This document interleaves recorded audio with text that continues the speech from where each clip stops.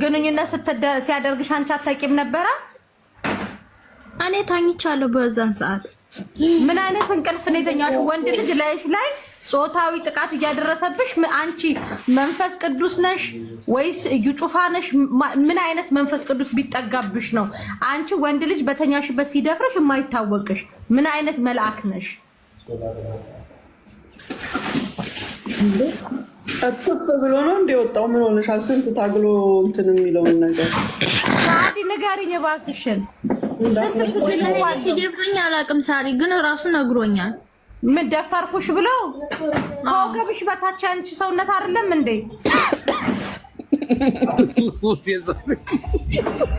ተገጥሞልሽ ነው? አትሳቁ እናቴ። ከባድ ነው። በቄራ ተገጥሞልሽ ነው ከወገብሽ ከታች ያለው ልጅ ነው ያሳቀኝ። ምን ያህል ምን ቢል ነው ያለው? ምን ቢል ነው አለ ባለ እኔ እነሱን ነው የምበልክ።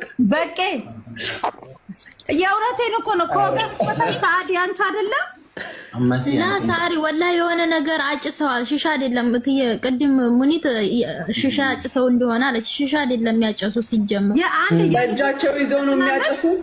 ቆይማ መሲ ቁልፍ የምትመስል ነገር ናት የሚያጨሱት። ላ አይደለም እኔ ሲያጨሱ ነው ያየሁት እንጂ እንዴት እንዲያረጉት አላውቅም። ምን ላይ ያጨሱት? ባፋቸው ቲክቶክ እንስራ እንቅልፍ እንዲወስደን አሉ ማለት ነው። ከዛ ቲክቶክ እንስራ እንደዚህ የሚያጎሩት አለ የለም ቲክቶክ ላይ እንደዛ እያደረጉ ቲክቶክ ሰሩ ማለት ነው። ግን እንደዛ ስናረግ ሁላችንም እንትን ብለናል፣ ታጥናናል። ሰዓዲ ችን ጥያቄ እስኪ መልሽልኝ ማሬ። ሳዳ አቤት። ከወገብሽ በታች ያንቺ ነው ወይስ የሆነ እንትን ቱርክ ሄደሽ ያስገጠምሽ ነገር አለ ማለት ያልተሰማሽ? ኧረ እኔ መሲ ወላሂ እንደዛ አይደለም። እኔ ሲጀመር እንቅልፍ ወስዶኛል በሰዓቱ ወላሂ። ምን አይነት እንቅልፍ እያልኩሽ ነው? ኧረ ግልብስ።